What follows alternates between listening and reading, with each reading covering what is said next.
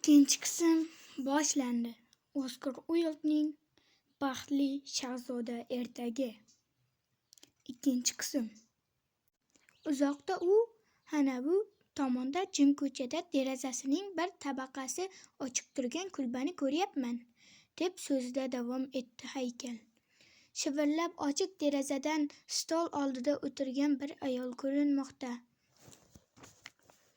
Yuzi so'lg'in, qo'llari dag'al va igna sanchilaverganidan qontalash bo'lib ketgan. Chunki u chevarda qirolichaning eng sohibjamol dugonasining navbatdagi saroy bazmiga atab tiktirayotgan ipak ko'ylagiga gul chatmoqda. Xona burchagida to'shakda bolasi betob yotibdi. U isitmada yonib, apelsin beringlar deb alahsiyapti. Ammo onasining daryo suvidan boshqa beradigan narsasi yo'q. Shuning uchun hamma bola yig'layapti. Qaldirg'och, jajjigina qaldirg'och. Qilichimning dastasidagi olib o'sha ayolga eltib bersang-chi, oyoqlarim supaga mahkam qotirilgan.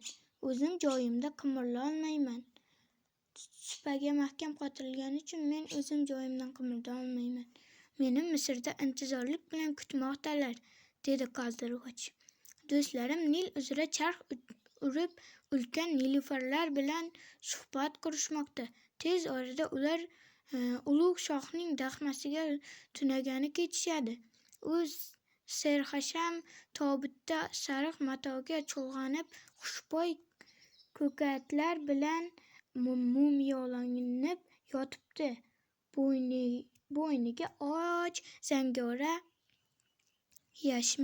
yashimdan zanjir o'ralgan, qo'llari esa kuzgi xazondek zarafshon. Qaldirg'och, jajjigina qaldirg'och, bir kechagina qola qol. Mening vakilim bo'l. Bolakay shundoq chanqaganki, onasi ham shundoq g'amginki, bolakaylarni unchalik jinim suymaydi. O'tgan yozi daryoning tepasida yashagan chog'imda tegirmonchining battol zumrashalar toshbo'ron tutgan edi. Albatta, menga tekkizishga yo'l bo'lsin. Ularga biz qaldirg'ochlar chapdast, qushlarimiz boz ustiga kamina, epchillikda dong taratgan qaldirg'ochlar avlodidanman.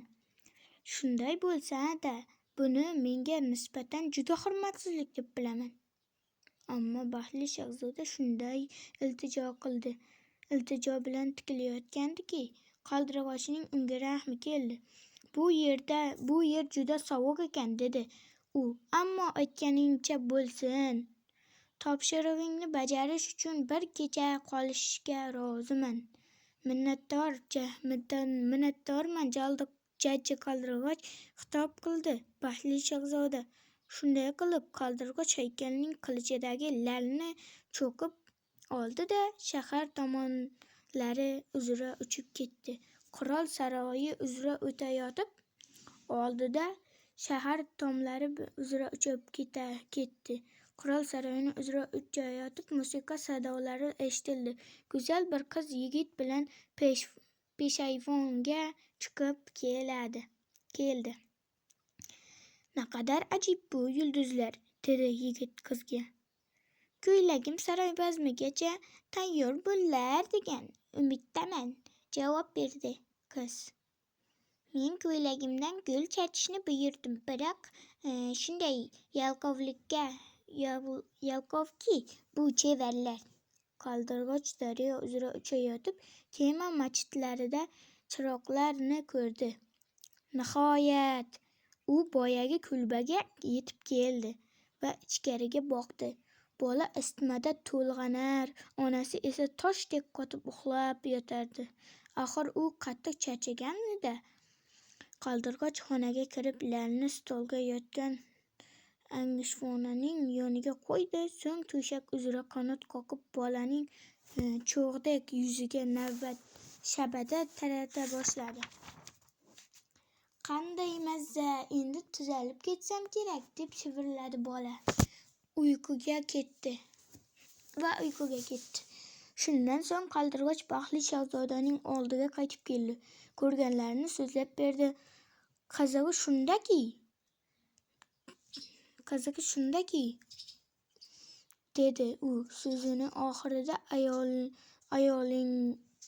ayoliga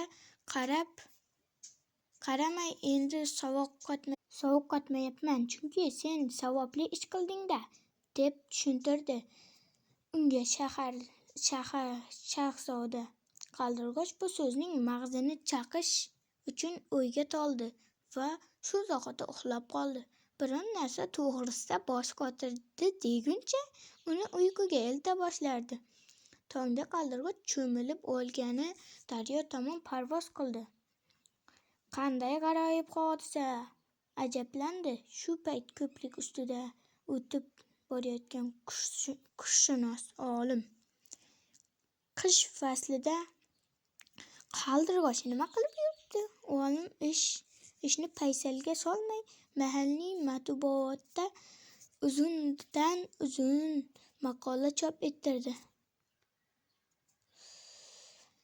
Maqolada tushunarsiz so'zlar qalashib yotgan bo'lsa-da, u hammani diqqatini o'ziga tortdi. Bas, shu tundayoq Misrga jo'nab ketaman deb qaror qildi qaldirg'och va bu o'ydan badani yayrab ketdi. U barcha yodgorliklarni ziyorat qilib keldi va uzoq vaqt ibodatxona qo'ng'iroqxonasi tomida o'tirdi. Qayerga bormasin, chumchuqlar bu zot kim bo'ldiykin deb chiriqlashar. Qaldirg'och bundan cheksiz g'ururlanib ketardi. Osmonga oy qalqib chiqqanda qaldirg'och baxtli shahzodaning yoniga qaytdi. Misrga doir nima topshirig'ing bor? deb so'radi qaldirg'och. Yoniga qaytdi deb so'radi qaldirg'och. Men hoziroq jo'nab ketyapman. Qaldirg'och, jajjigina qaldirg'och, yana bir kechagina qola qol deb iltijo qildi haykal. Misrda yo'limga nogiron bo'lib o'tirishibdi, dedi qaldirg'och. Ertaga do'stlarim Nilning ikkinchi shovvasiga parvoz qiladilar. U yerda qamishzorlar, gippopotamlar yashaydilar. Ulkan marmar taxtda esa mehmon o'tiradi. Tuni bo'yi u yulduzlarga termilib, tong shafag'i jilvanishi bilan esa quvonch bilan uni olqishlaydi. So'ng yana soqov bo'lib oladi. Tush payti sariq sherlar daryo bo'yiga chanqoqlarini qondirgani tushib kelishadi. Ularning ko'zlari zumrad kabi yashil, o'kirliklari esa sharsharaning tovushini bosib ketardi. Qaldirg'och, jajjigina qaldirg'och, dedi shahzoda. Hu anavi tomonda, shahar chetida, chordoqda men bir yigitni ko'ryapman. U stolda yotgan qog'ozlariga tikilib o'tiribdi. Yonida shisha idishda turgan binafshalar esa so'lib yotibdi. Sarg'imtir sochlari to'zigan, katta ko'zlari esa xayolchan boqadi. U teatr direktori uchun yozayotgan pyesasini tugallashga shoshilyapti. Ammo sovuq qotgan barmoqlari arang qimirlayapti. O'chog'ida allaqachon olov so'ngan. O'zi ochlikdan ko'ngli ozib, hushidan ketay deb turibdi. Bo'pti, ertalabgacha qolganim bo'lsin, dedi chindan ham ko'ngilchan qaldirg'och. Unga ham lal olib boramanmi?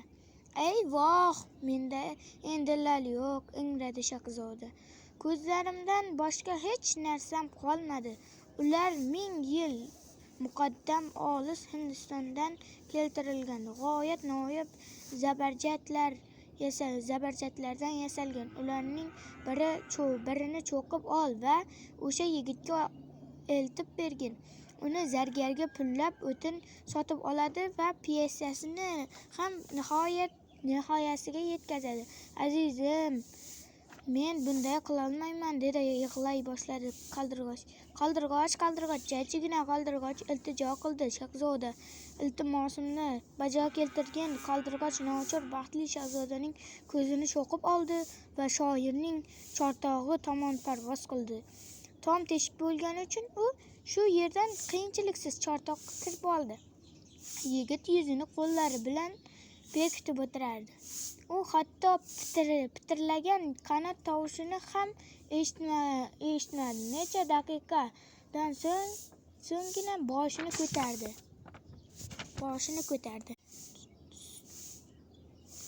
So'lg'in guldastaning ustida yotgan qimmatbaho toshga ko'zi tushib, nihoyat qadrimga yeta boshlabdi.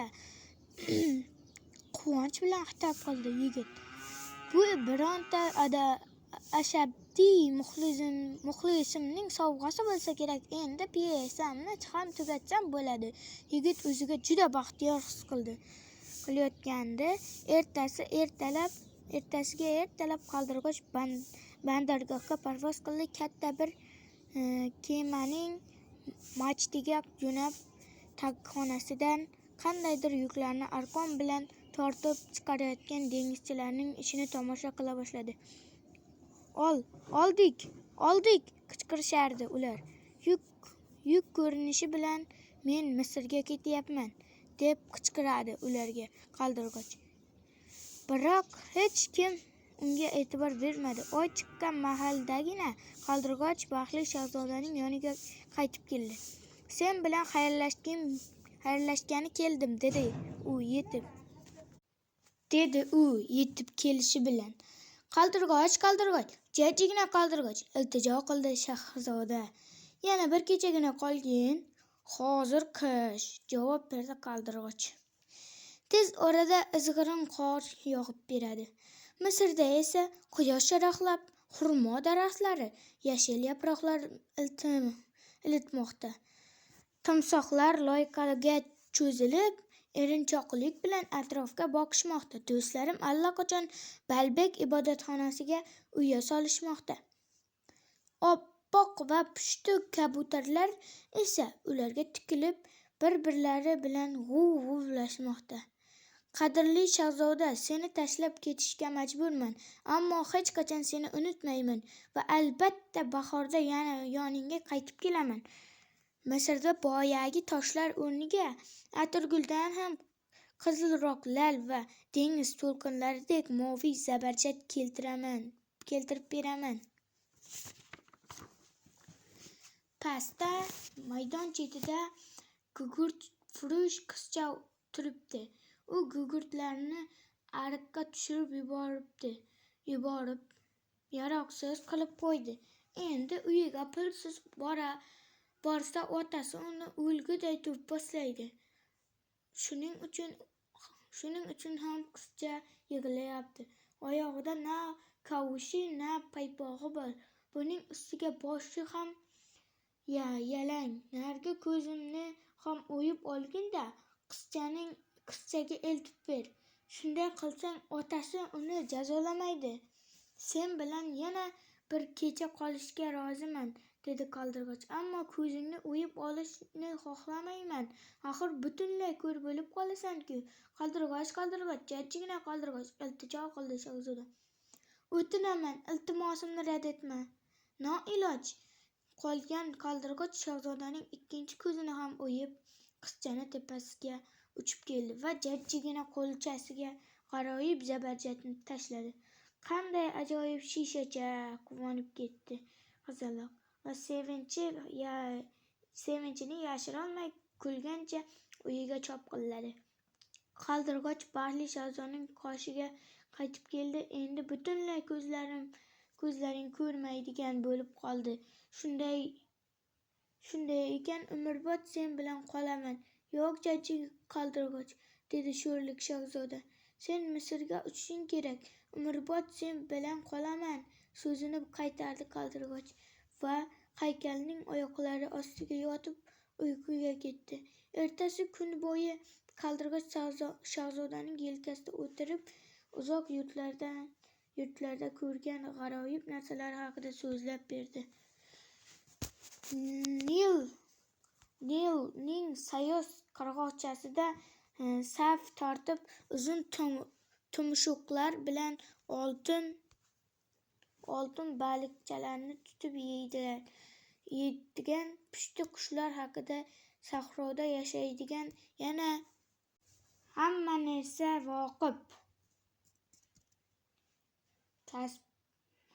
narsa voqif dunyo kabi ko'hna sfinks haqida, ohista yurib boradigan savdogarlar haqida, xurmo daraxti uxlaydigan va 20 nafar kohin asal kulchalar bilan boqadigan ulkan zangori ilon va mudom kapalaklar bilan jang qilib yuruvchi yassi va keng yaproqlarda ko'l bo'ylab suzib yuradigan mitti odamlar haqida so'zladi.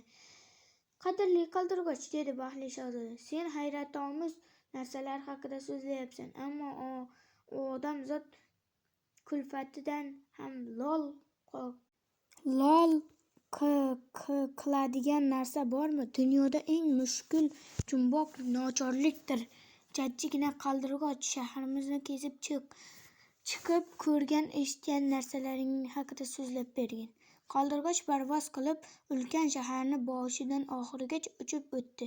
Muhtasham saroylarda ziyofat bazm qilayotgan davlatmandlarni va ularning ostonalarida o'tirgan kambag'allarni ko'rdi. Qorong'u va tor ko'cha ustidan o'tayotib, qop-qora ko'chalarga g'amgin boqayotgan qoqsuyak bolalarni, zafaron yuzlarni ko'rdi. Ko'prik ostida ikki bolakay bir-birini pinjiga kirib, sovuqdan qaqshab yotardilar. Qornimiz ochqab ketyapti, deb zorlashardi ular. Bu yerda yotish mumkin emas, o'dag'aylaydi mirshab va bolakaylar yana yomg'irli ko'chaga haydab chiqardi. Qaldirg'och haykalining yoniga qaytib, ko'rgan narsalar haqida gapirib berdi. Meni asl oltindan yasashgan,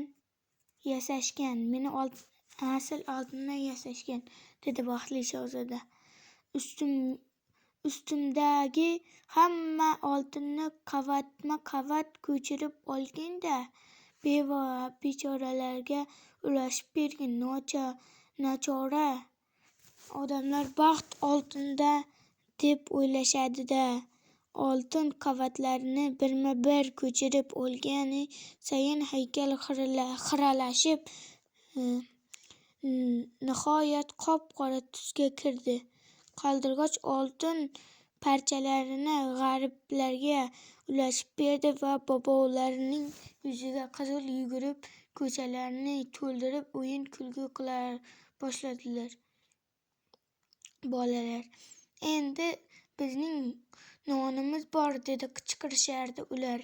Keyin qor yog'ib berdi. Qattiq sovuq boshlandi. Ko'chalar kumushdek yaltirab, uylarni bo'g'otlaridan billur xanjarlarga o'xshash sumalak osilib tushdi. Odamlar po'stinlariga burkanib, qizil qalpoqcha kiygan bolalar muz ustida sirpana boshladilar. Bechora Qaldirg'och esa sovuqdan titrab, qaqshab, badani tobora muzlab borardi. Biroq shahzodani tashlab ketishni xayoliga ham keltirmasdi. Uni juda ham yoqtirib qolgandi-da. U nonvoy ko'rib qolmasin deb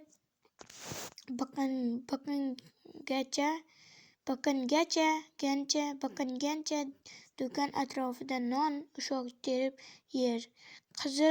Qizib olish uchun ora-sira qanotlarini patirlatardi. Nihoyat Qaldirg'och vaqti-soati yetganini fahmladi. Zo'r qiyinchilik bilan so'nggi marta shahzodaning yelkasiga qo'nib oldi. Alvida azizim, deb shivirladi u. Qo'lingni o'pish ijozat et. Xayriyat, oxiri Misrga uchib ketayotganingdan juda xursandman, javob berdi Baxtli shahzoda. Anchagina hayallab qolding o'zi. Misrga emas, marhumlar diyoriga ketayotibman, dedi qaldirg'och. Shunday deya qaldirg'och Baxtli shahzodani oyoqlari ostiga yiqilib jon berdi. Xuddi shu paytda haykalning ichidan qandaydir narsani singan tovushiga o'xshash ovoz eshitildi. Bu cho't bo'lingan qalay yurakning tovushi edi. Haqiqatdan ham havo juda sovuq edi-da. Ertasiga ertalab shahar hokimi xiyobonda maslahatchilari bilan sayr qilib yurardi. Shahzodaning ustuni yonida o'tib borarkan, boshini ko'tarib haykalga qaradi. Ey Xudo, deb qichqirib yubordi hokim. Baxtli shahzoda Chuldurvoqaga aylanib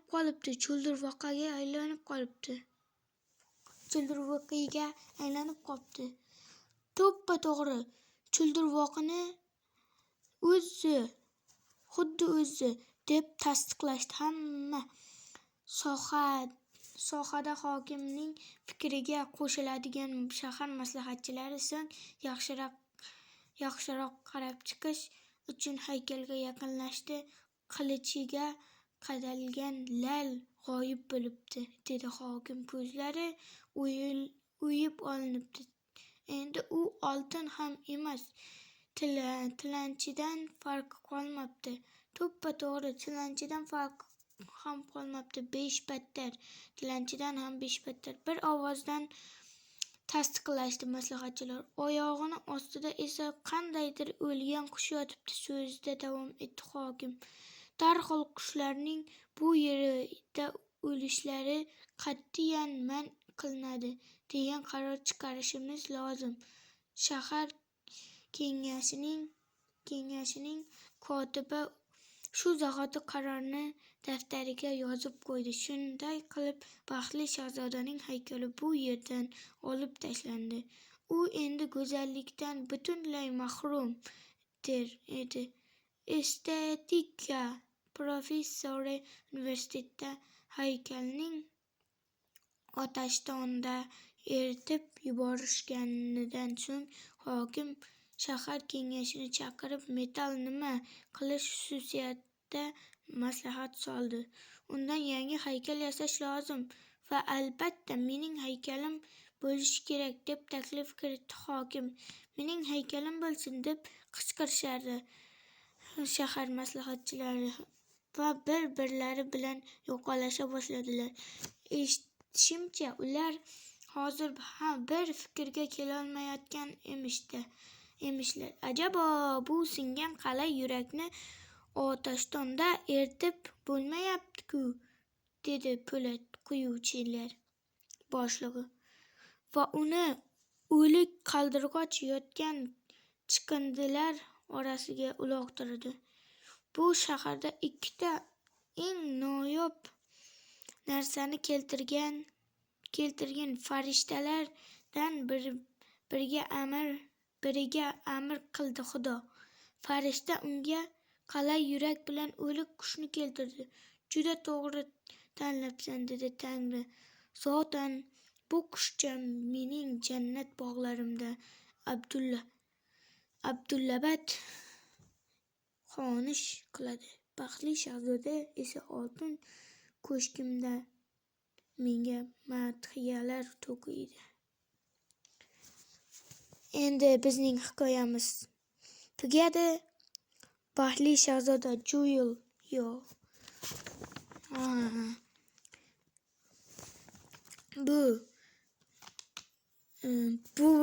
bundan qanday xulosa chiqargan bo'lsangiz kommentariyada yozib qoldiring. Va bitta gapni aytay, negativlarga yo'qman. Negativlar menga yoqmaydi. Mayli, keyingisidan qanday ertakni chiqarishimni telefonda so'rab kommentariyaga yozsalaringiz o'shani darhol chiqaraman. Bo'ldi. Obuna va like tugmachasini bosib qo'ying va biz davom etamiz. Xayr. Sog' va omon bo'ling. Keyingi ertaklarda ko'rishguncha.